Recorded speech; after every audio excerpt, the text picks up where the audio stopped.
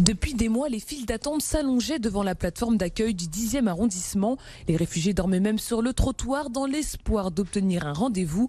Exaspérés, les riverains réclamaient la fermeture de ce centre. Ils ont enfin obtenu gain de cause. La plateforme va déménager.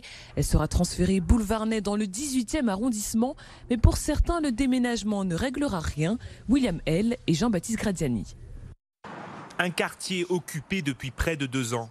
2 ans durant lesquels 40 000 migrants ont dormi sur ce trottoir, quotidiennement maltraités et humiliés. On leur disait gentiment, dormez plusieurs nuits sur le trottoir dans la misère absolue, ne mangez pas, ne vous soulagez pas pour avoir accès à un service public, un service auquel ils ont droit, ils ont dignement droit. Si un accord de principe sur le déménagement a été voté, le système de la plateforme pose encore des questions, notamment d'un point de vue juridique. En gros, un demandeur d'asile, normalement selon les directives européennes, il doit mettre 3 jours pour accéder à son rendez-vous à la demande d'asile.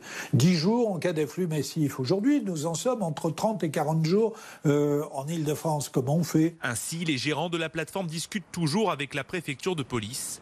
Car si le dispositif n'est pas repensé, le problème serait simplement déplacé. Cette file d'attente, elle risque de se reproduire devant le boulevard Ney si vous n'inventez pas un système. Mais il faut que le système inventé, il soit aussi